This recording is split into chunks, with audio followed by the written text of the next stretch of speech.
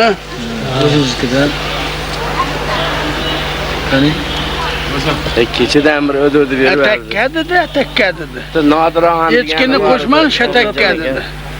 Echkini qo'shsangiz shatakka dedi.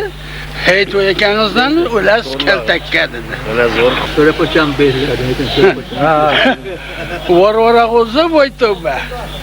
Echkini juni paytava. Qo'ydi juni muloyim.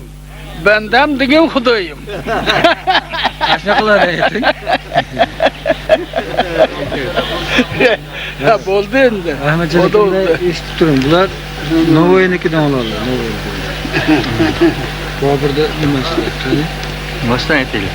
G'azallari bor. Boburdiki bor.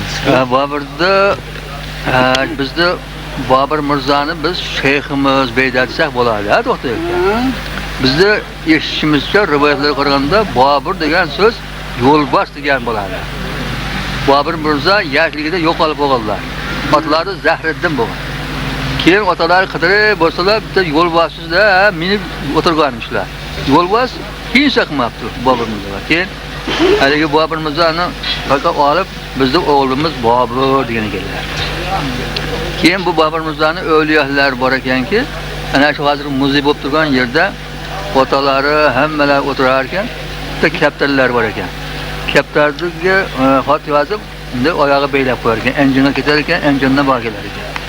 Bir kuni enjindan kaptar kelibdi, Bobur Mirzoni otalarini oldiga, yonlarida nimalarni o'tirgan ekanlar do'stlarim bilan.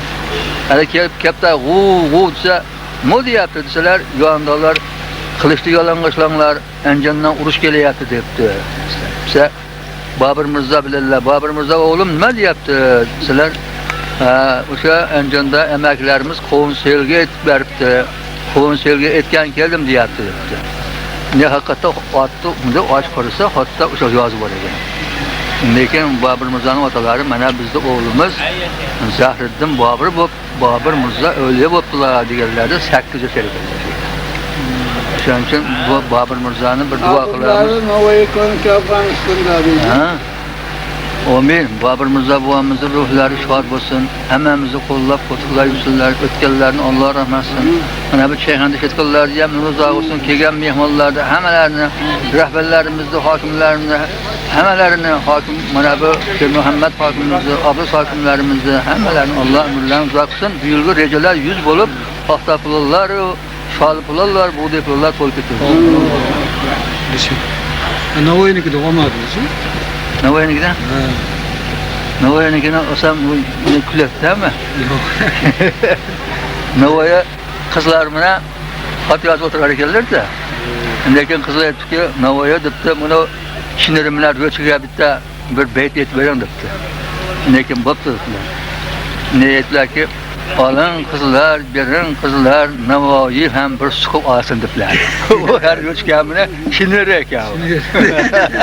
Hali ro'chga suqib xat yozadi. Ne yana ayting debdi. Uzundur, keltadir, yorug'dir, boshi, kiradir, chiqadir, to'kadir, yoshir debdi. Pira ekan bu. Ro'chga kirib yozgan ekan. Navoiy ham shunaqangi bir ulug' alloma, so'z ustasi bo'lganlar o'shaning uchun Navoiy deyilgan kishi. So'zda ma'no katta. Har bir so'zda ma'no bor.